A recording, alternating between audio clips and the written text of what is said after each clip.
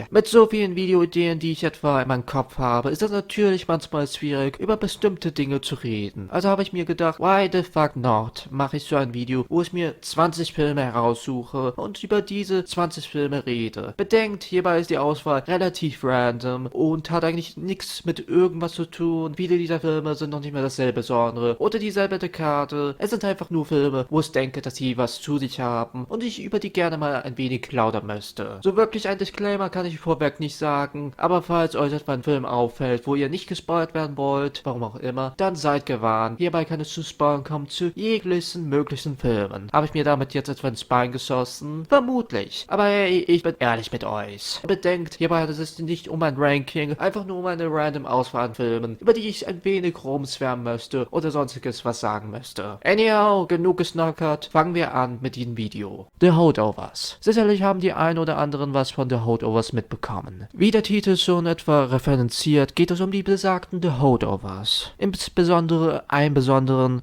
denn die anderen wurden etwas später durch einen Helikopter abgeholt und konnten deswegen nach Hause reisen. Dieser eine Schüler konnte das nicht und er sitzt mehr oder weniger fest mit diesem Lehrer, den er absolut nicht ausstehen kann, und mit der Hauptköchin dieser Schule, die gerade etwa ihren gefallenen Sohn nachtrauert. Dieser Film hat ein sehr besonderes Setting, und zwar spielt er in den 70er Jahren. Und nicht nur spielt er in den 70er Jahren, auch ist er stilistisch und von der Machart sehr an diese Zeit angelehnt. Die 70er Jahre in der Filmwelt war eine sehr besondere Zeit. Ein Wendepunkt für viele Filme, denn wir gingen etwa weg von diesen großen bombastischen Filmen über Cowboys oder auch Spartacus zu den eher mehr kleineren, persönlicheren Filmen, und The Holdovers ist mehr oder weniger einer dieser Filme zur jetzigen Zeit. Blockbusters machen natürlich immer und immer wieder Spaß, aber immer nur einen bombastischen Film zu haben, ist auf Dauer wirklich, wirklich öde und nicht wirklich etwa vielsagend. The Holdovers bringt daher etwa einen sehr frischen Wind ins Kino rein und ist meiner Meinung nach zu einer perfekten Zeit gestartet. Paul Giamatti, den Sie in ein oder anderen bestimmt aus anderen Filmen kennen, spielt dabei hier den Lehrer, und meine Güte, was für eine Standout-Performance. Dabei strahlt er sowohl eine Autorität aus, als auch spielt er die wirklich kleinen, humble Momente wirklich fantastisch. Seine Geschichte und seine Beziehung zu diesem Schüler ist das große Herzwerk von diesem Film. Auch der Schüler, gespielt hier von Dominic Cesar, macht eine wirklich fantastische Performance, und ich kann es wirklich nicht glauben, dass dies einer seiner ersten, wenn nicht sogar der erste Gig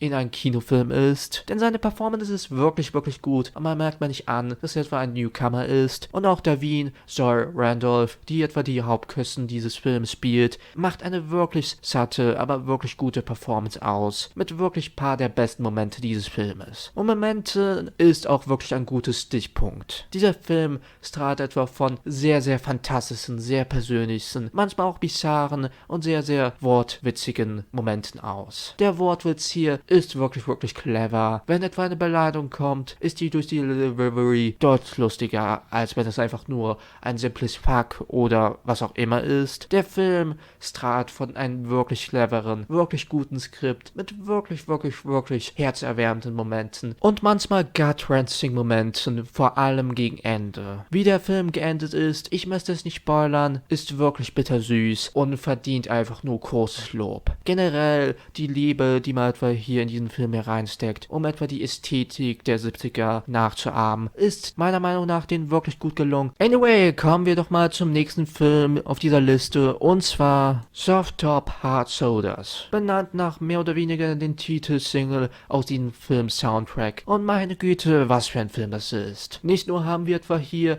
den wunderbaren Peter Capaldi als den Main-Lead hier, der Gavin hier spielt, jemand, der versucht, vor allem in der Kinderbuch-Illustrationsseite Business zu machen. Aber das läuft nicht so gut, denn seine Ideen sind deutlich bizarr und nicht so kinderfreundlich, und deswegen findet er meist keinen Job. Als ihn aber sein Onkel etwa ein wenig Geld anbot, damit er zu seinem Vaters Geburtstag kommt, da sich dieser etwa super sehr stark freuen würde, seinen Sohn wiederzusehen, ist er zuerst mal zwiegespalten, aber nimmt dieses Angebot an, da er wirklich etwa in Geldnot ist. Aber so viel Zeit hat er nicht. Und dieser Film entwickelt sich mehr oder weniger zu einem Roadtrip wo er auf Yvonne trifft, hier gespielt von Elaine Collins, die sogar, by the way, Peter Capaldis Ehefrau ist. Und meine Güte, dass sie verheiratet sind, macht die Dynamik in diesem Film wirklich, wirklich, wirklich noch bissiger und wirklich, wirklich, wirklich noch interessanter sich anzuschauen. Dieser Film verwandelt sich nicht etwa zu einem Romance-Film der schnösigen Art und Weise. Auf diesen Roadtrip treffen Yvonne und Gavin auf alle abstruse Obstacles oder auch Personen. Und sich das anzuschauen ist wirklich fantastisch. Der Wortwitz von beiden Darstellern ist wunderbar. Die Bizarrnis hier ist fantastisch einfach nur. Und dadurch, dass der Film relativ kurz ist mit nur 90 Minuten, vergeht die Zeit auch ganz, ganz schnell und wurde auch etwa an den richtigen Momenten zur richtigen Zeit wirklich gut gespendet. Der Film ist natürlich deutlich mehr auf die Comedy-Schiene, aber bringt auch etwa wirklich, wirklich gute Gut-Wrenching-Momente in sich und gibt uns etwa eine sehr interessante Chemie und Dynamik zwischen diesen zwei relativ arsigen Figuren mit, die super gut getragen werden von den Schauspielkaliber dieser zwei Actors, vor allem Peter Capaldi, der immer großartig ist. Ihr werdet bestimmt etwa schon gemerkt haben, ich liebe Peter Capaldis Schauspiel. Er ist ein fantastischer Actor einfach nur. Und auch das hier wird etwa in diesem Film wirklich gut wiedergespiegelt. Der Roadtrip als solches bringt, wie gesagt, etwa seine bizarren Momente in sich und all diese wurden etwa gut getimed. Das Pacing hier ist wunderbar. Keine der Szenen fühlt sich etwas zu langarmig an oder zu kurz an. Man hat mal die Zeit wirklich gut gespendet für die Momente, die deutlich mehr Zeit brauchen, während die anderen kleineren Momente, die jetzt nicht so viel Zeit brauchen, genau die richtige Zeit bekommen haben. Und hey, dieser Film hat sogar ein paar Twists und Turns,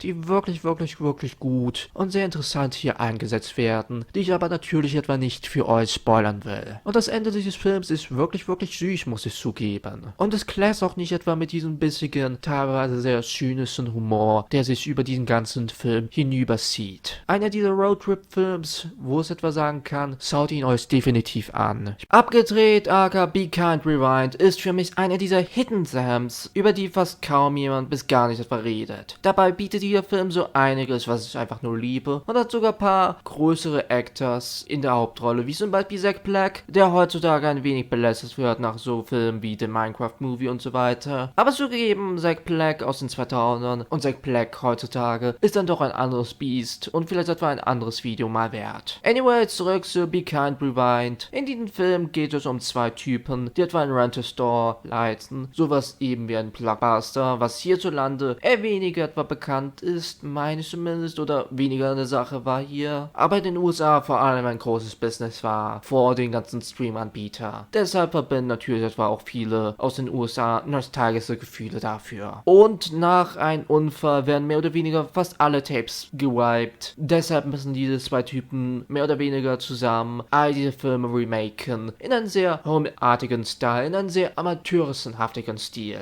Dabei bauen sie sich mehr oder weniger eine kleine Community an Leuten auf, die diese Homemade-Videos wirklich lieben. Und das ist mehr oder weniger die Story dieses Films. Der Film, wenn es um eine Sache geht, punktet im Punkto Sam. Man baut mal wirklich über diese Charaktere auf einer charmanten Art und Weise gut auf und ihre Operation, mehr oder weniger diese ganzen Klassiker, ganzen Filme, mehr oder weniger nachzustellen, in ihrer ganz eigenen Art und Weise, mit fast gar keinem Budget, werden sie mehr oder weniger Copyright Infringement machen, werden sie das etwa Ganze stellen, also verkaufen. Hat was sehr Charmantes zu sich und generell dieser Film versprüht einfach nur Sam bis zum Ende. Wenn ich ehrlich bin, ist für mich dieser Film einer meiner absoluten Lieblingsfilme, denn er hat etwa so eine große Liebe, so einen großen Respekt an Homemade Videos, aka Homemade Filmen und dieser amateurischen Art und Weise, wie man Filme macht. Vielleicht haben die einen oder anderen sogar eigene Erfahrungen damit, sowas zu machen. Ich weiß, es war vor allem etwa in den 90s und 2000 relativ beliebt, sowas ähnliches zu machen. Dabei hittet es vermutlich etwa ein Chor mit so einigen Leuten. Für mich sprüht dieser Film einfach nur von Sam, von Liebe an dieser amateurischen Art und Weise, Filme zu machen. Und erzählt dabei eine wirklich schöne, manchmal auch wunderschöne Story über zwei Leute, die mehr oder weniger mit einem Business strugglen, aber durch einen Unfall mehr oder weniger was Neues erkennen und was Schönes aufbauen können. Es ist wirklich ein guter Feel-Good-Film, würde ich mal behaupten. Ich muss eine Confession preisgeben. Ich habe mir größtenteils nur Adult Life Skills angeschaut, weil Jodie Whittaker, ja, Doctor Who Nummer 13, hier die Hauptrolle spielt und mein meine Güte, ich bereue es nicht. Denn warum wäre dieser Film etwa hier auf dieser Liste, wenn ich das bereuen würde? Anyway, Adult Life Skills war alles andere als das, was ich erwartet habe. Irgendwie habe ich mir gedacht, dass es ein mehr dramatischer Film wäre, denn in der Regel waren die Pre-Doctor Who Entries, die Jodie Whittaker in der Filmbranche oder auch in der TV-Branche gemacht hat, sehr dramatische und teilweise sehr ernste Dramen, mit vielleicht einem Sinn für Humor, aber auch eher weniger so. Und dieser Film war definitiv dramatisch, immerhin nicht die Hauptstory darüber, wie eine Frau in ihren 30ern mehr oder weniger nicht weiß, wie sie etwa mit dem Leben umgeht und vor allem umgeht mit dem Tod ihres Zwillingsbruders, den sie sehr nahe gestanden ist. Aber dennoch weiß dieser Film, wie man manchmal sehr witzige, manchmal sehr herzerwärmende Momente hat. Vor allem gegen Ende haben wir ein wirklich sehr herzerwärmendes Ende, was ich nicht etwas spoilern will, aber falls ihr den Film seht, dann wisst ihr genau, was ich damit meine. Adult Life Skills weiß mal genau, wie man diese verschiedenen Tons miteinander vermisst und dadurch etwa ein sehr brillantes Werk macht. Der Dialog ist genial hier einfach nur. Es fühlt sich sehr britisch an und das meine ich auch im besten Sinne des Wortes. Und die Performances sind auch alle wirklich, wirklich gut. Brad Goldstein, der mehr oder weniger hier ein awkward Love Interest spielt, macht einen wirklich guten Job dabei. Sei es nun die Mutter von Jodie Whittakers Charakter, sei es nun ihre Großmutter oder ihre beste Freundin oder auch überraschenderweise auch der Side Actors, der hier eine sehr ankhafte Figur spielt, aber erst nie nervig gemacht wird und es auch sehr glaubhaft gemacht wird mit dem Sinne, wie so ein junges Kind war, so reagieren würde oder auch manche Dinge nicht so richtig verstehen würde. Das wurde einfach nur wirklich, wirklich gut gemacht. Generell kann man auch sehen, wie diese Chemistry zwischen Jodie und diesen Side Actors einfach nur genial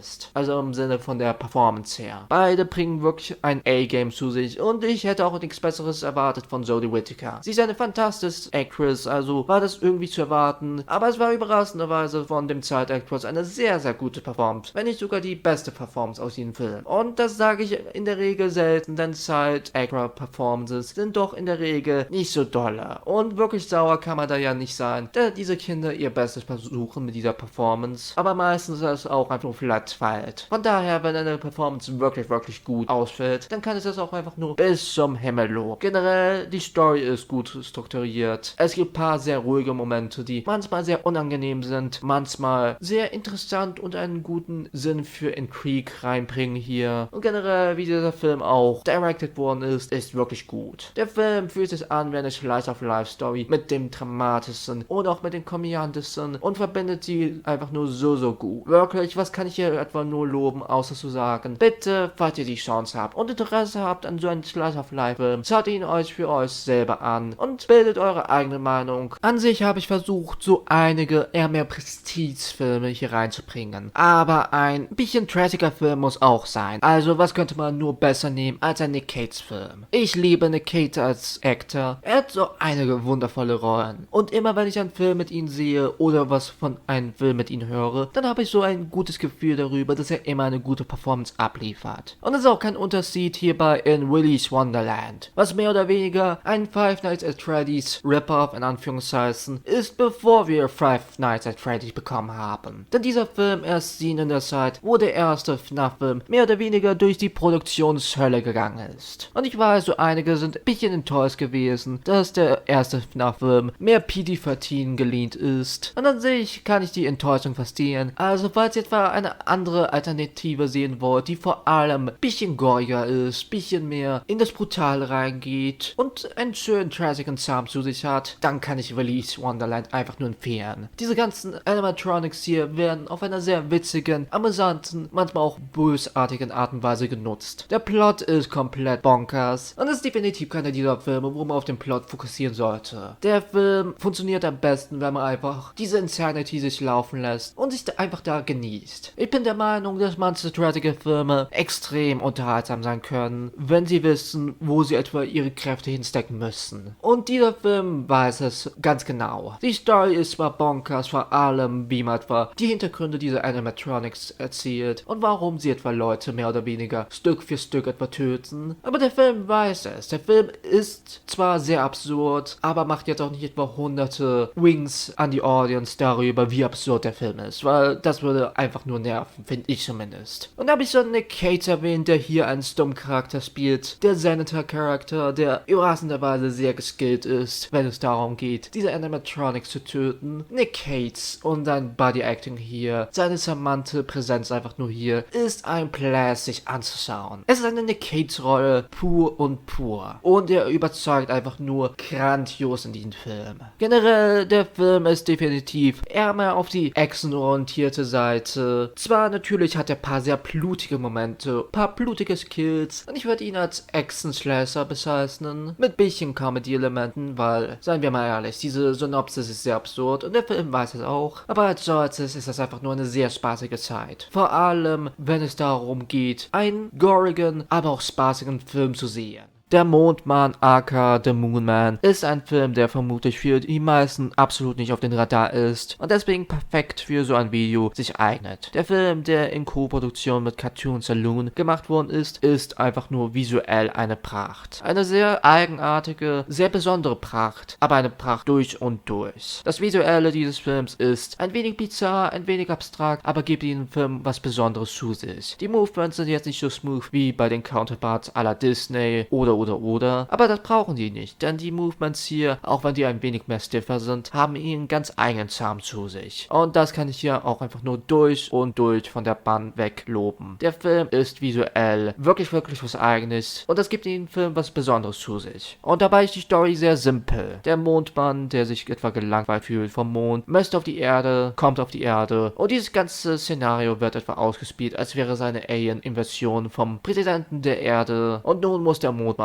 mehr oder weniger von der Erde entfliehen, damit die Kinder wieder normal einschlafen können, weil der Mondmann wieder auf dem Mond ist. Die Story ist sehr simpel, aber wirklich liebevoll, würde ich mal sagen. Denn die Animationen sind wirklich fantastisch einfach nur. Wie gesagt, ich kann die nur bis zum Wecker loben. Aber auch die Charaktere sind wirklich liebenswertig und haben ihren ganz eigenen Charme zu sich. All diese bringen was Besonderes zum Film und vor allem der Wissenschaftler-Charakter mit dem Mondmann haben eine wirklich gute Chemie zueinander. Generell, dieser Film zeigt einfach nur, wie simpel eine Story erzählt werden kann, aber auf einer so effektiven, so unterhaltsamen und so charmanten Art und Weise. Und auch kann ich das Voice Acting durch und durch loben. Ich kann zwar nicht was sagen über die englische Version, da ich nur die deutsche Version gesehen habe. Ich bevorzuge meistens, die Dinge im O-Ton zu schauen, wenn es möglich ist. Von daher kann ich leider nicht meine Meinung zur englischen Version geben, aber die deutsche Version ziemlich gut. Wirklich gutes Voice Acting. Ein sehr überraschender Film, der auch für mich eine lange Zeit nicht mehr auf dem Radar war. Aber wenn ich mich etwa an diesen Film erinnere, dann erinnere ich mich auch immer an eine gute Zeit. Demolition Man, ein 90er Jahre Klassiker, den bestimmt die einen oder anderen auf den Radar haben, aber jetzt nicht so stark besprochen wird wie viele der anderen 80er Jahre Actioner Klassikers oder auch 90er Actioner Klassikers. Demolition Man hat in der Hauptrolle Sylvester Stallone, der gegen Wesley Snipes Phoenix antreten muss, in einer seltsamen, vielleicht auch abstrusen Zukunft für ihn zumindest. Denn dieser Cop, den eben Stallone spielt, wurde mehr oder weniger gefroren, bevor er etwa freigelassen worden ist, um seinen großen Rivalen, seinen großen kriminellen Rivalen Phoenix, mehr oder weniger wieder unter Gitter bringen zu können. Und vor allem vorweg kann ich sagen, dass dieser Film vor allem lebt von Wesley Snipes super campigen und teilweise over-the-topen Performance als Schurke. Snipes macht wirklich viel aus dieser Rolle aus und wäre es nicht für ihn, wäre der Charakter deutlich öderer oder langweiliger. Als solches macht Snipe einfach nur einen fantastischen Schurken hier aus und auch Stallone bringt ein paar wirklich gute Acting-Jobs zu sich. Er ist zwar jetzt auch nicht der allzu beste Actioner-Darsteller, aber im Vergleich zu manch anderen wie Chuck Norris oder Jean-Claude Van Damme ist er manchmal ein wenig, teilweise zumindest, versatiler. Aber ja, Spaß beiseite. Der Film macht einfach Spaß. Die Action ist ziemlich gut. Was wir hier von dieser Zukunft sehen, ist sehr interessant und bietet auch ein paar interessante Gedanken zu sich. Und der Film fühlt sich manchmal an, als wäre das eine Parodie auf die 80er Jahre Actioner, wo wir so viel Geballere kriegen, so viel Teufel kam raus, Prügeleien. Und das ist wirklich was Interessantes zu sich. Ich denke jetzt nicht, dass es was etwa intentional war. Vielleicht auch nicht. Aber es hat was zu sich, was diesem Film einen besonderen Flair zu sich gibt. Ähnlich so wie viele andere 90s-Filme könnt ihr das Typische erwarten. Es fühlt sich definitiv aus einer Dekade an, aber das ist hierbei kein Negativpunkt, sondern eher ein Pluspunkt, dass es einfach nur so spaßig ist. Generell das beste Wort, wie ich diesen Film beschreiben würde, ist spaßig. Ein Actioner, der Spaß macht, ist eigentlich ein No-Brainer, aber manchmal können diese Actioner dann doch ein wenig craggen oder versuchen ein wenig zu emotional zu sein oder zu tief zu sein und kommen dann ein wenig zu try-hard. Ich habe jetzt nichts dagegen, wenn wir einen Actioner haben, der ein wenig mehr zu sagen hat, aber manchmal können diese Actioners dann doch nicht etwa die richtige Balance finden. Dieser Film ist over the top, spaßig, unterhaltsam und vergisst nie, was er für eine Sorte an Film sein möchte. Sehr charmanter, kleiner, unterhaltsamer Film. Ich weiß ja nicht, wie wir etwa bestimmte Filme an Bekanntheit messen, aber er ist sowieso meine Liste, also fuck it, reden wir doch mal über My Dinner with Andre. Einer dieser Filme, die es in die Criterion Collection geschafft hat, und vielleicht habe ich den Namen gebutzert mit Criterion, ich entschuldige mich schon mal im Voraus, und was für ein wundervoller Film. Zugegeben, es ist ein sehr anderweitiger Film, und wenn man meistens etwa sich die Regel anschaut von vielen Filmen, beziehungsweise vielen Filmfans, so don't tell, dann ist dieser Film definitiv das Gegenteil davon. Persönlich finde ich, dass jede Sache, sei es nun das visuelle Erzählen oder sonstiges, definitiv seine Benefits hat. Und manche Filme sind dialog-heavy, können das aber so gut vorüberbringen. Und Dinner with Andre ist etwa ein Dinner mit dem titelgebenden Andre und Wallace Shawn, aka Andre Gregory und so weiter und so weiter. Diese beiden spielen eine fiktionale Version von sich selber, wenn ich mich etwa nicht irre, und wir hören mehr oder weniger uns etwa ein Gespräch dieser beiden an einem Dinnertisch zu. Und das Besondere an diesem Film ist, es sind 2 Stunden, fast 2 Stunden, wo wir eigentlich nur etwa ein Gespräch an einem Dinnertisch uns mehr oder weniger anhören. Und größtenteilig wird etwa mehr oder weniger von Andres Charakter ein Monolog geführt. Mit paar Ausnahmen, wo Wallace paar Worte oder mehr Worte zu verlieren hat. Und dennoch, der Film funktioniert fantastisch einfach nur. Man könnte mal denken, dass die Direction von so einem simplen Konzept relativ öde ist. Und zugegeben, die Direction ist jetzt etwa nicht das Besonderste, aber es gibt manche wirklich clevere Arten und Weisen, wie man es hin und her der beiden cutted, shotted, directed und co. Das große Highlight aber sind 2 Dinge. Die Lead-Performances von unseren 2 Main Characters, Wallace und Andre, und das Skript. Das Skript ist wundervoll einfach nur. Das Skript fühlt sich sehr real an, sehr realistisch an. Es fühlt sich so an, als würden wir eine Konversation uns anhören, die wir vielleicht nicht uns anhören sollten. Es fühlt sich wirklich so an, als würden wir an diesem Dinnertisch mit den beiden sitzen, und es ist wirklich einfach nur so effektiv gemacht worden. My Dinner with Andre hat manchmal sehr absurde Gespräche, aber wie man etwa diese Gestiken, wie man diese Gespräche, was etwa gesagt wird, macht, ist wirklich glaubhaft. Und auch wenn man diese Dinge, die zum Beispiel ein Andre uns erzählt, ein wenig unmöglich oder absurd klingen, so doch glauben wir es, weil es etwa so realistisch gespielt wird, so realistisch rübergebracht wird, mit bestimmten Mimiken und Gestiken. Da kann ich auch etwa Wallace Shawn wirklich groß loben, wenn wir die Reaktion von ihnen sehen. Gott, großartig einfach nur. Großartig. Wie ihr merkt, ich habe sehr viele Worte zu diesem Film zu verlieren und dachte mir, vielleicht sollte ich diesem Film ein eigenes Video widmen, aber ich denke, in so ein Video passt dieser Film dann doch sehr gut. Ein sehr großer Kritikerliebling, aber dennoch irgendwie hierzulande, zumindest für mich, ziemlich underrated. Gothic ist ein komplizierter Film zu besprechen, was auf den ersten Blick aussieht wie ein Kostümdrama über die Nacht, wo Mary Sally, Percy Sally und Lord Byron und all seine anderen Gästen mehr oder weniger mit paar Horrorstories in der Nacht sich erzählt haben und dadurch mehr oder weniger die Geschichte rund um Frankenstein entstanden ist deutlich interessanter und deutlich mehr abstrakter in vielen Aspekten. Aber zuerst mal, was kann ich über diesen Film sagen, was auf jeden Fall einfacher zu sagen ist. Visuell ist er einfach nur eine Pracht. Visuell ist dieser Film wirklich einfach nur super gut directed. Das Color Grading spielt so viel in diese wundervolle Atmosphäre, die was Geisterisches, Gruseliges, Spookyhaftes, aber auch Träumerisches zu sich hat. Generell, die Atmosphäre ist das große Highlight in jedem Film. Denn auch wenn manche Szenen vielleicht auf den ersten Blick nicht so viel Sinn machen, so doch bietet die Atmosphäre so viel zu sich, dass man am Ende des Tages den komischen manchen Szenen nicht wirklich versauer sein kann. Zumindest war das bei mir so der Fall, vielleicht bei anderen eher weniger. Der Film ist auf jeden Fall nicht für jeden. Der Film hat seine Horroraspekte zu sich, hat seine Gruselaspekte zu sich, aber ich kein wirklich großer Horrorfilm. Oder ein Drama oder ein Kostümdrama. Der Film ist irgendwie seine ganz eigene Liga. Dadurch ist er ein wenig schwer zu ordnen. Die Performances sind auf jeden Fall alle top-notch und 1A. Der Dialog bietet etwa sehr viel zu sich und bringt manchmal auch wirklich gute Tänzen zu sich, besonders da manche Szenen fast kaum etwa Musik zu sich haben und wir einfach nur diesen Dialog für sich pressen lassen. Aber seid ihr nicht etwa getäuscht von diesem Film, denn der Film hat so einige Elemente zu sich, die vielleicht den einen oder anderen etwa wegstimmen würden. Er ist nicht wirklich ein historischer, akkurater Film von dem, was ich weiß. Er ist nicht wirklich ein großer Horrorfilm oder ein persönliches Drama, aber im selben Atem ist er auch einfach nur all diese Dinge. Und es klingt für ein wenig confusing, aber dann wisst ihr genau,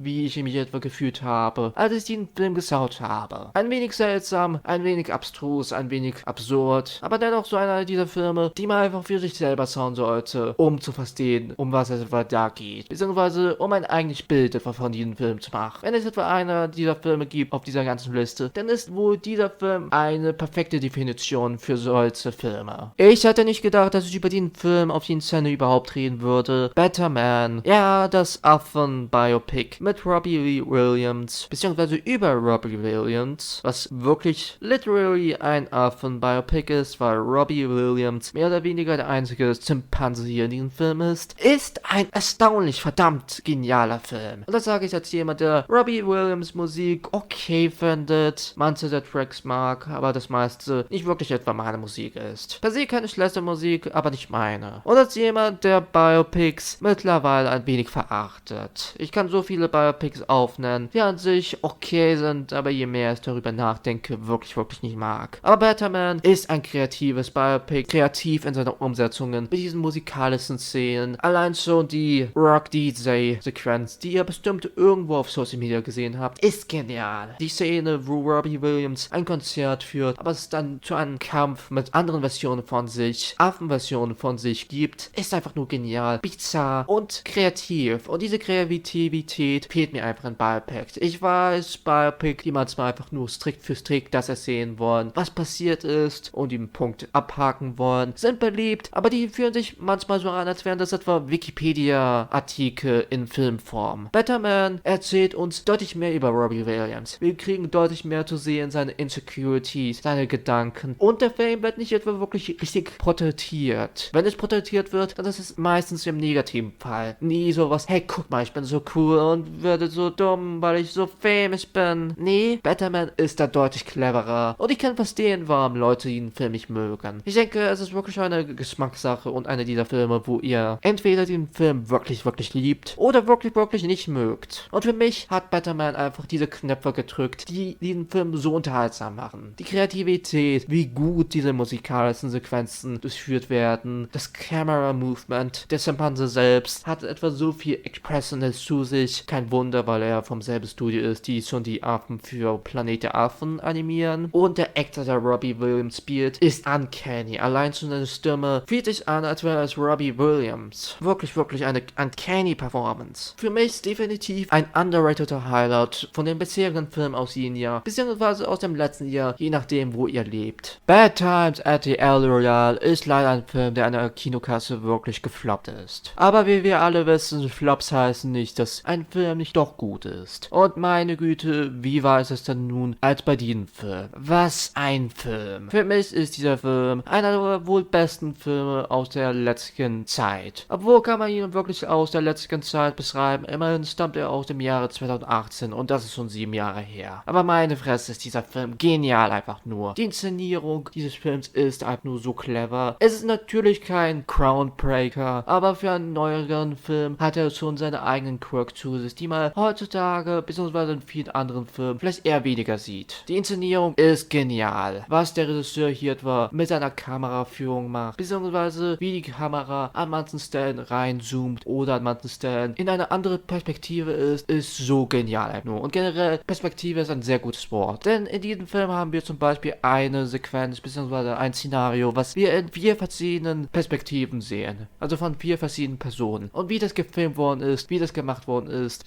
einfach nur wunderbar. Sowas hätte ich gern über diesen ganzen Film gesehen. Aber was wir etwa mit diesem Film bekommen, ist auch genial als solches. Aber wo ist denn nun etwa die Story? Die Story ist mehr oder weniger, dass paar unterschiedliche Leute, beziehungsweise 4 Leute und der Typ, der noch für dieses Hotel etwa managt, mehr oder weniger im Hauptgrund stehen und all diese haben ihre eigenen Dinge zu sich, ihre eigenen Geheimnisse, ihre eigenen Vergangenheit, die wir Stück für Stück in diesem Film erzählt bekommen. Und wie man das macht, ist wirklich clever, denn so kriegen wir etwa Einblicke in die Vergangenheiten der jeweiligen Person, ohne etwas zu viel zu verraten. Und generell ist dieser Film wirklich gut dabei, ein Mysterium immer noch offen zu lassen. So haben wir mehr oder weniger dieses Mysterium um das große Management, die Higher-Ups, Konzepts dieses Hotels. Und das wird hier etwa wirklich gelüftet. Für den einen oder anderen könnte das ein wenig nervig sein. Und das kann ich absolut verstehen. Aber dass man so ein Mysterium etwa offen lässt, gibt diesem Film eine bestimmte Mystik zu sich, was wirklich etwa mir gefällt. Und was für Performances. Die Performances sind durch und durch von der Band weg genial nur. Unter anderem haben wir Cynthia Avery, ich hoffe, ich habe den Namen nicht gebutzert, die meisten vermutlich aus dem Film Wicked kennen, die hier einfach nur eine Glanzperformance gibt. Sowohl ihre musikalischen Skills werden hier grandios benutzt, als auch ihre Acting Skills. Auch Jeff Bridges gibt eine sehr gute Performance. Bridges kennen die meisten vermutlich aus vielen Kultfilmen. Er kann manchmal sehr Hit und Miss sein, aber wenn er wirklich mal ein Hit ist, dann ist er ein wirklich, wirklich guter Hit. Und in diesem Film ist er auch einfach nur genial. Lewis Pullman macht auch eine sehr gute Performance. Dakota Johnson, die leider nicht etwa wirklich den besten Track Record hat mit Filmen, wirklich gute Performance. Und generell, das kann ich eigentlich über fast alle im Maincast, als auch im Sidecast sagen. All diese Actors machen eine geniale Performance im Film und geben diesem Film noch ein gewisses Etwas Zusätzliches. Das Skript ist genial, es fühlt sich cinematisch an manchen Punkten wirklich, wirklich kreativ und wie man hier etwa die Tänze einfach nur aufbaut. Oh mein Gott. Darüber könnte ich mich auch einfach nur die ganze Zeit rumgassen. Wirklich, es ist eine Schande, dass dieser Film mehr oder weniger unter dem Radar gelaufen ist für viele. Denn dieser Film ist clever, unterhaltsam und einfach nur ein genialer, genialer Film. Die meisten Leute haben irgendwas mal schon gehört von Vincent van Gogh oder zumindest seine Paintings gesehen. Er ist vermutlich einer der wohl bekanntesten Malers überhaupt. Und einer der interessantesten Adaptionen über sein Leben bzw. über das Aftermath von seinem Tod ist Loving Vincent. Ich muss zugeben, meine Grundbasis über Vincent van Gogh und sein Leben sind jedoch nicht die allergrößten, abseits von ein paar der Basics, die wohl fast jeder weiß. Aber was ich etwa mit Loving Vincent sagen kann, falls etwa ein Biopic über Vincent van Gogh und sein Leben erwartet das bitte nicht. Denn dieser Film nimmt dann doch eher mehr viele kreative Liberties zu sich und erzählt dabei eine Detektiv-Noir-Story, wie der Director das getauft hat. Eine Vincent Noir-Story über das Aftermath seines Todes und was überhaupt mit seinem Tod etwa passiert ist. So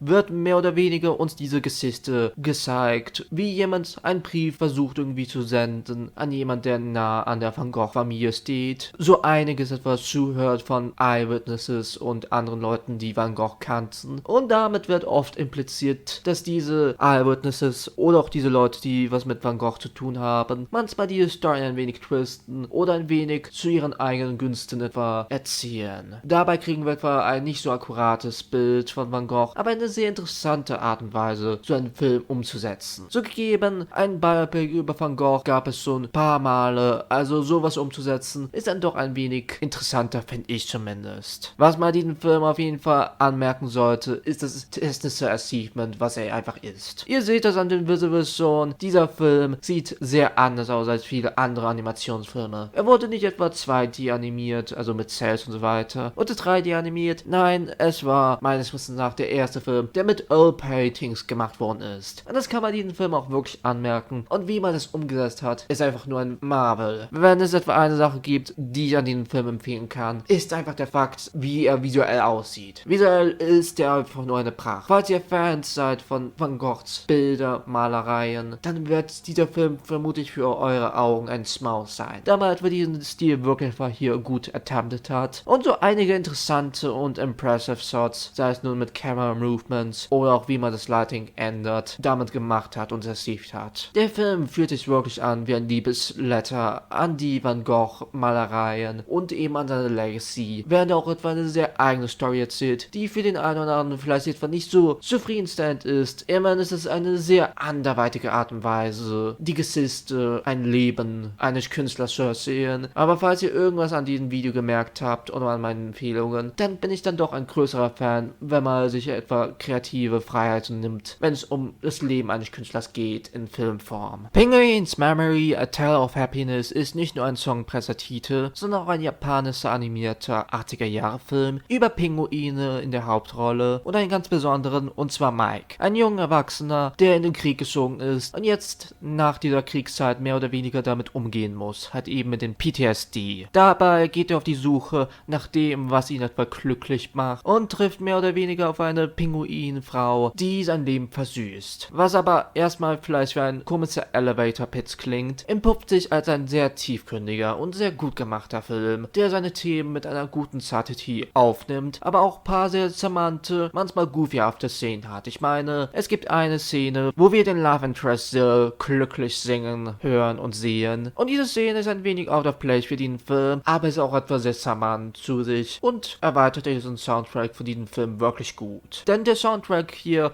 spielt eine wirklich große Rolle im Film und enhanced auch etwa diese Atmosphäre, dieses melancholische Gefühl, was man über diesen Film hat. Denn wie gesagt, der Film geht über ein paar sehr härtere Themen und wie man das halt einfach aufgreift, ist faszinierend unter anderem und auch einfach wirklich sehr gut gemacht. Das Writing hier in diesem Film nimmt eine sehr ruhige Art und Weise, weiß aber, wie man etwa die Punches da reinbringen muss. Mike hier ist ein relativ gut charakterisierter Charakter, der zwar sehr ruhig ist, meistens auch das Ruhige eher mehr bevorzugt, aber wir über den Laufe dieses Films wirklich gut kennenlernen bekommen. Aber am Ende des Tages, auch wenn der Film wirklich etwa in Mikes Psyche reingeht, mit eben diesen Problemen, wie etwa sein PTSD verarbeitet, ist dieser Film am Ende des Tages größtenteils dann doch eher mehr eine Liebesgeschichte. Und eine sehr putzige, sehr schöne, sehr wunderschöne, würde ich schon sagen. Die Chemistry zwischen Mike und Sil ist eine sehr schöne und bietet sich auch einfach wirklich gut an. Und fühlt sich auch sehr gläubig an. Man hat mal nie das Gefühl, dass diese Charaktere keine Chemistry haben oder nie irgendwas miteinander zusammen machen können. Nein, die Chemistry hier ist wirklich etwa Glanz. Und auch die Animationen sind auch sehr amüsant. Den Stil, den man hier gegangen hat was sehr ikonisch an sich und ich meine, am Ende des Tages ist der Stil einer der größten Gründe, warum er zu einem, in Anführungszeichen, Meme-Film für viele geworden ist. Aber ich finde, der Stil ist einfach nur wirklich gut gemacht und passt in den Film auch. Denn der Film weiß, dass die Absurdität, Pinguine hier mehr oder weniger als die Hauptrolle zu haben, dann doch ein bisschen absurd ist und hat seine paar sehr Self-Awareness-Momente in sich. Aber es wird nie etwas zu hart. Den ganzen Film gibt es hier auf YouTube zu finden, auch wenn es meines Wissens nach keinen Dub gibt. Falls ihr okay seid mit einem Film im Originalton und dann einfach nur die Untertitel liest im Englischen, dann würde für euch bestimmt der Film was passen. Anyway, kommen wir doch mal zum nächsten Film hier. Darren Aronofsky ist ein Regisseur, den die einen oder anderen bestimmt kennen. Er hat so einige Filme umgesetzt, die heutzutage sehr, sehr bekannt sind oder zahlreich parodiert werden. Für mich ist aber einer der größten Highlights seiner Filmografie sein Debütfilm Pi, P.I., basierend auf der mathematischen Zahl, die seine Komplexitäten hat. Und dieser Film hat definitiv auch seine Komplexitäten. Immerhin gibt es so einige Plots hier. Und dabei schafft dieser Film, diese Plots so gut zu sagen. Man kann mal vergeben sein, nicht zu denken, dass dies nicht etwa Aronofskys Debütfilm ist. Denn für einen Debütfilm ist dieser Film so confident. Und das meine ich etwa im guten Sinne, nicht im schlechten Sinne. Der Film bietet so einiges, was man loben kann. Das Directing ist wundervoll gemacht und bietet diesem Film eine besondere Atmosphäre, die ohne dieses Directing vielleicht nicht etwa da gewesen wäre. Genauso ist das Skript ein sehr starkes, mit so einigen Charakteren, die all ihre eigenen Charakteristiken haben und alle was zum großen Pixar dieses Films bieten. Große Lob ist dabei unser Main Actor Sean Gilmay. Ich habe den Namen vermutlich gebutzert und dafür entschuldige ich mich schon mal im Voraus, der eine wundervolle Performance abliefert als dieser Obsessive Scientist, der mehr wissen möchte und wirklich das etwa lösen möchte, weil er denkt, dass etwa was Tieferes dahinter steckt. Und auch wie man etwa mit Paranoia und Obsession als Themes arbeitet, sowohl offensichtlich als auch unoffensichtlich in diesem Film, ist wundervoll gemacht worden, einfach nur. Generell, dieser Film hat eine sehr unangenehme Stimmung zu sich, die diesen Film was ganz Besonderes zu sich geben. Pi ist ein Film, der auch in Aronofskys Filmografie definitiv ein paar Foundations gegeben hat, aber sehr anders ist als viele seiner anderen, bzw. späteren Filme. Auch das Schwarz und Weiß hier zu nutzen, war ein sehr cleverer Move, der ihn auf jeden Fall abgetrennt hat von vielen anderen Low-Budget 90er Filmen. Das Schwarz-Weiß funktioniert unglaublich gut in diesem Film und matcht auch einfach nur die Paranoia, die unser Main Character die ganze Zeit sich führt. Sei es nun, wenn es um die Wall Street Leute gehen, die mehr oder weniger seine Entdeckung nutzen wollen für ihr eigenes Gut, oder auch andere Charaktere, die hier alle ihre Momente kriegen. Es ist wirklich unglaublich, wie viele kleine Details es hier zu finden sind. Es ist definitiv einer dieser Filme mit einer Liebe zum Detail. Und das kann ich einfach nur hoch bis zum Ende loben. Pi, vermutlich mein Lieblings-Aronofsky-Film von denen, die ich zumindest gesehen habe. Und definitiv underrated in seiner Filmografie. Vermutlich auch einer der besten Filmdebüts eines so großen Directors. Ich meine, meine, der Film fühlt sich nicht an wie ein erster Film. Er fühlt sich eher mehr so an wie ein 5.,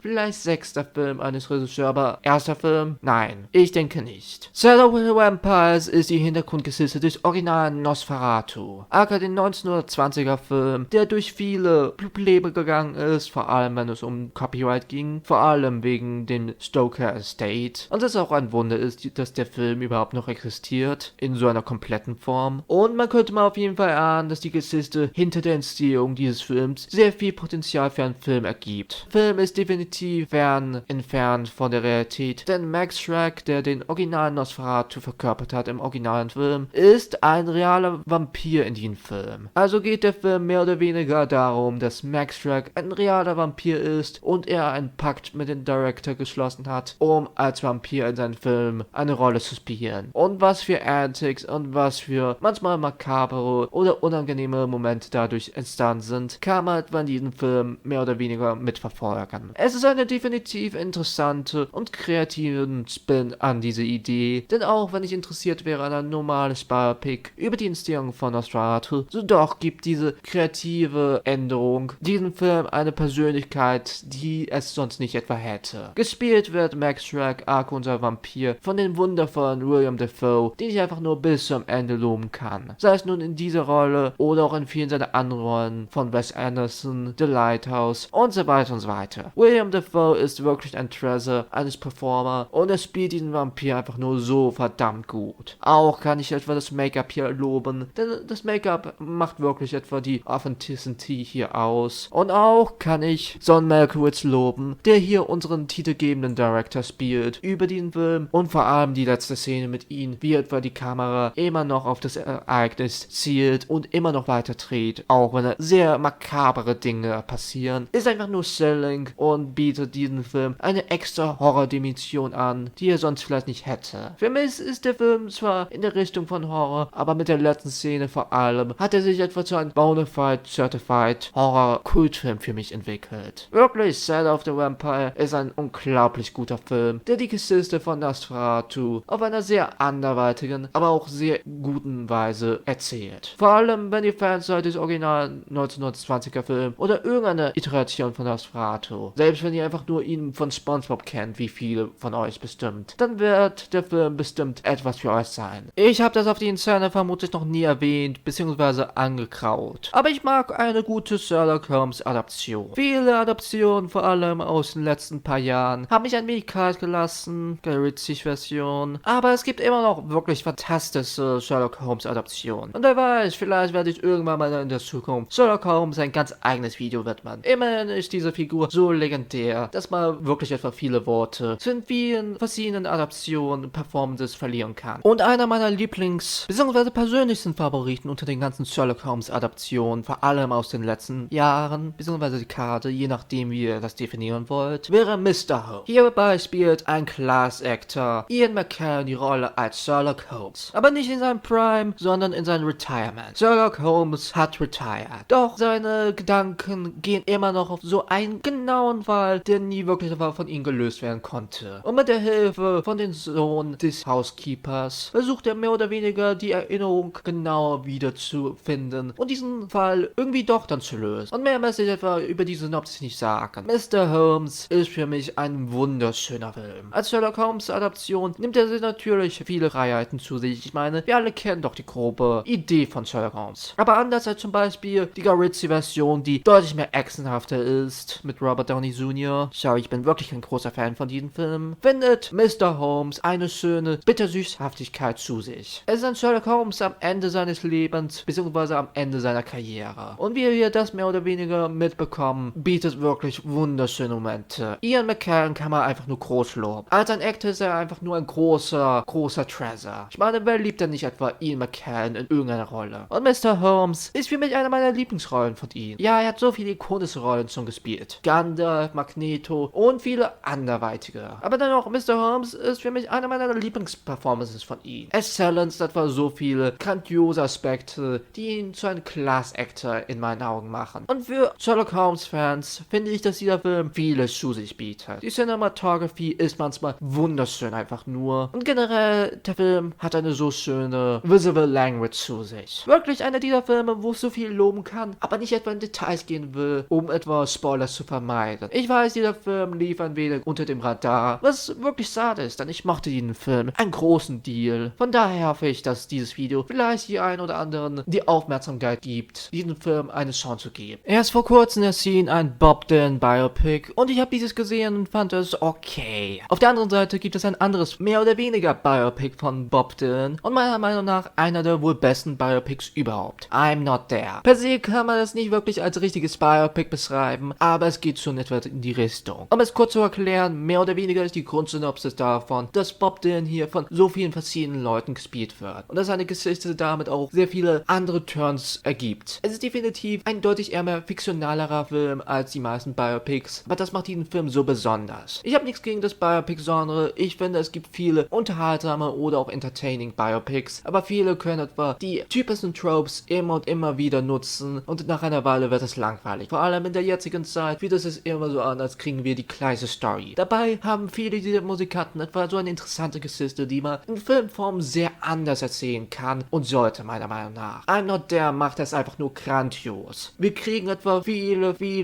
verschiedene Charaktere von Bob Dylan hier zu sehen und das wird eher mehr auf einer abstrakten Art und Weise gemacht. Und das macht diesen Film auch so besonders und meiner Meinung nach auch so gut. Er versteht die Essenz von Bob Dylan, ist diese ever-changing Art und Weise, dass er niemals immer dasselbe ist oder immer dasselbe sein müsste. Und das etwa in so einer Art und Weise zu erzählen, ist einfach nur clever und brillant, meiner Meinung nach. Und das ist wirklich auch die Sache, die in diesem Film so groß loben kann. Auch etwa mit seiner mehr oder weniger Vignettes, würde ich mal behaupten, macht etwa einen super guten Job, die alle etwas zusammenzubringen, ohne etwa diese einzelnen Teile ihre Besonderheit etwa zu nehmen. Und dabei haben wir viele grandiose Schauspieler, die etwa Bob Dylan über seine Jahre spielen. Sei es nun Kate Blanchett, Heath Ledger, Kristen Bale, Ben Whishaw und so weiter und so weiter. Viele grandiose Darsteller, die ihren eigenen Take mehr oder weniger auf diese legendische Musikikone geben. Wenn es etwa jemanden gibt, für den ich etwa den Film empfehlen würde, dann ist es definitiv für Leute, die Bob Dylan und seine Musik lieben. Oder zumindest mögen. Aber ich denke auch, als solches schafft dieser Film, anders als viele andere Biopic-Filme, unterhaltsam oder auch interessant zu sein für die Leute, die eigentlich nicht etwa so interessiert sind an Bob Dylan. An sich ist dieser Film nicht komplett unter das Radar gegangen, aber für mich dann doch ein Ticken zu sehr, also wollte ich ihn einfach mal erwähnen hier und auch die Horrorfilm-Variation ein wenig erweitern. Reden wir doch mal über die Sensation aus dem letzten Jahr, The Substance. The Substance ist vermutlich ein Film, über den ihr das ein oder andere Wort gehört habt. Und ja, ich kann diesen Film auch wirklich groß empfehlen. Für Fans von Horrorfilmen und vor allem für Fans von Body Horror bietet dieser Film ein paar sehr groteske und wirklich gut gemachte Effekte. Ich würde zwar gerne etwas sagen hier, aber ich habe so viel Angst vor den YouTube-Göttern. Aber auch als solches, abseits von diesen grotesken Effekten, großartigen Make-up und so weiter, bietet dieser Film so einiges, was man erleben kann. Vorab sei auch gesagt, dass dieser Film absolut nicht subtle ist über seine Message. Es gibt so einige Filme, die Subtlety wirklich gut machen, aber ich finde auch, dass die ein oder anderen Filme wirklich gut auskommen, einfach ihre Message wirklich vor dem Gesicht zu halten. Und dieser Film ist definitiv einer dieser. Aber er macht das auf einer so komödiantesten, so absurden Art und Weise, dass es einfach nur grinsen kann hier mit diesem bittersüßen Dark Comedy Aspekt an diesem Film. An sich würde ich schon sagen, dass dieser Film an manchen Stellen sogar eine Satire ist. Eine Horrorsatire könnte man das nennen. Natürlich ist dabei etwa die Rede hierbei, dass der Film die Schönheitsstandards aufgreift und dass mit dem Alter immer noch etwa erwartet wird, dass man so ein bisschen gerade etwa diese Schönheitsstandards erreichen kann. So spielen Demi Moore und Margaret Qualley, zwei wirklich gute Actors. Vor allem Moore spielt hier eine wundervolle Performance in all ihren Fassaden. Dieselbe Person, die aber etwa auf etwas ist, um etwa jünger zu bleiben und auch etwa in Anführungszeichen schöner zu bleiben. Wie man das etwa alles hier macht und wie das Ende dann etwa ausgeht. Wie etwa Moores Charakter sich langsam mehr oder weniger mutiert und übertrieben damit geht, ist einfach nur wundervoll sich anzuschauen. Der Film bietet so einige gute Momente und ist auch vor allem im Punkt Atmosphäre eine Wucht. Wenn es eine Sache gibt, die ich an diesem Film abseits der Effekte und abseits der grandiosen Actresses loben kann, dann ist das definitiv der Fakt, wie man etwa mit der Atmosphäre und wie man vor allem mit der Musik umgeht. Die Musik enhanced einfach wirklich jede Szene, in die sie ist. Und es gibt so viele ikonische, gescorte Momente, die mit der Musik einfach nur zum einen werden. Wirklich, wenn ich irgendeinen Film hier loben kann im Punkt Musik, dann ist es definitiv The Substance, der die Musik ein wenig wenig underrated ist in meinen Augen über den Film. Fans von Body Horror, Fans von einem guten Film, der mit einer guten Gesellschaftskritik rüberkommt, auch wenn sie sehr offensichtlich ist, und mit ein paar wirklich guten, getimten Jokes, dann werdet ihr definitiv auf die Kosten kommen. Allein schon für Moores wundervolle Performance hier als der Main Character und natürlich auch Crowleys wirklich gute, solider Performance, kann ich diesen Film bis einfach nur im Himmel loben. Wirklich einer der besten Filme aus dem letzten Jahr, für mich zumindest. Komischerweise sind auf dieser Liste so einige Biopics oder auch Filme basierend auf reale Ereignisse bzw. reale Personen. Und dabei bin ich noch nicht mal so ein großer Freund von Biopics. Anyway, reden wir doch mal über ein semi-inspiriertes Biopic. Gods and Monsters. Und dabei muss ich betonen, dass dieses Biopic in Anführungszeichen eher mehr auf ein Leben einer ersten Person basiert, statt wirklich etwa dieses Leben mehr oder weniger auf filmischer Form, Art und Weise umzusetzen. Denn hierbei verfolgen wir James Whale, der vermutlich für die meisten bekannt ist als der Regisseur von so einigen Universal Monster Horrorfilmen, über die wir vor einiger Weile geredet haben, wie Frankenstein, Pride of Frankenstein und Co. Gespielt hier vom wundervollen Ian McKellen. Und wir erfahren mehr oder weniger über sein Leben nach Hollywood, nachdem er erfrüht in den Ruhestand gegangen ist. Wie etwa sein Leben, was er so etwa in seiner Freizeit gemacht hat und Co. Und dabei treffen wir auch auf einen Charakter namens Clayton Boone, gespielt von Brendan Fraser, die mehr oder weniger hierbei unsere zweiten Leads sind. Und meine Güte, kann ich schon vorab sagen, dass diese zwei Schauspieler so einen guten Job machen. Nicht nur haben die zwar eine wundervolle Dynamik miteinander, nein, auch ihr Schauspiel als solches ist wundervoll einfach nur. Vor allem Ian McKellen, aber zugegeben, muss es wirklich Ian McKellen loben. Wir alle wissen ihn, kennen ihn und lieben ihn. Und was zuerst mal vielleicht wirken könnte wie ein Film, der vielleicht eine langweilige Route einnehmen würde, ist dabei ein sehr persönlicher Film, der dabei sehr fokussiert ist und etwa auch ein gutes Bild reingibt in diese Version von James Whale. Denn auch wenn dieser Film sehr lose basierend ist auf der Realität, so einige Fakten sind hier etwa sehr anders und der Charakter Clayton Boone existiert in der Realität eher weniger, so doch weiß dieser Film, anders als manche andere Biopics, wie man etwa eine konkrete Story erzählt und eine Story mit was Konkreteren. Und dass man so eine Zeit nimmt in Whales Leben und die genauer beleuchten möchte, kann ich auch einfach nur applaudieren. Und wie man das auch gemacht hat, ist wirklich, wirklich großartig. Ich bin sehr begeistert davon. Denn wir verfolgen nicht etwa wirklich Whales, wie er mehr oder weniger groß gelobt wird für seine Universal Horror Filme. Klar gibt es so einige Charaktere, die diese Filme groß anheben. Und diese Filme werden auch auf eine clevere Art und Weise mit Archive-Fotos von diesen besagten Filmen mit diesen neuen Filmen zusammengeschnitten, was für sehr interessante Szenen gegeben hat. Nein, wir verfolgen ja bei Whales, wie er mehr oder weniger mit seinem Leben klarkommen muss. Mit seinem Liebesleben es eben nicht alles wirklich gut funktioniert. Er sich mehr oder weniger ein wenig nutzlos fühlt und auch immer noch sein PTSD von seiner Zeit im Ersten Weltkrieg noch verarbeiten muss. Und wie Ian McKellen das einfach nur spielt, wie dieser Film geschnitten ist wundervoll. Denn dieser Film ist auch visuell eine Pracht. So gibt es so einige kreative Szenen, die die klassischen Monsters von James Whale großartig nutzen. Und das Ende ist auch einfach nur wirklich verdammt gut gespielt und auch einfach wirklich gut, verdammt gut gefilmt. Und zu guter Letzt, der letzte Film auf dieser Liste, ein Kultfilm meines Wissens nach, und zwar Wendell and I. Dieser Film hat etwa die Schauspieler Richard E. Grant, die ein oder anderen bestimmt aus ein paar Franchise-Filmen kennen, und Paul McGann, der einen fantastischen Doctor Who abgegeben hat. Ich weiß, es heißt The Doctor, aber als ein Doctor Who-Fan habe ich die Lizenz, ihn auch einfach Doctor Who zu nennen. Also lasst mich bitte. Anyway, dieser Film ist vermutlich dieser eine Film, der vermutlich die wenigsten anspricht. Denn der Film ist vor allem sehr, sehr britisch. Vor allem im Sinn von Humor, vor allem für die Dramatik her. Ein sehr, sehr zynischer, sehr, sehr düsterer Film und einer dieser Filme, die ich definitiv nicht empfehlen würde, um sich mal eine gute Laune einzufangen. Ein paar der Witze können sehr morbid sein, aber meiner Meinung nach haben sie mir etwa allergrößtenteils gefallen. Und meine Güte, McGann und E. Grant spielen es einfach nur fantastisch. Hier spielen sie mehr oder weniger zwei Out-of-Luck-Actors, die versuchen einfach eine große Sache zu machen und auf einen Roadtrip zu kommen, um mal etwa einen Gig zu finden. Aber die haben eigentlich nur auch Probleme mit anderen Leuten oder sogar mit der Polizei. Und wie der Film endet, meine Güte. Was für ein zynisches Ende und was für ein gut-wrenching Ende. Und meine Güte, durch das Acting dieser zwei Schauspielkalibers ist es einfach nur so fantastisch, so großartig gemacht worden. Der Humor sitzt,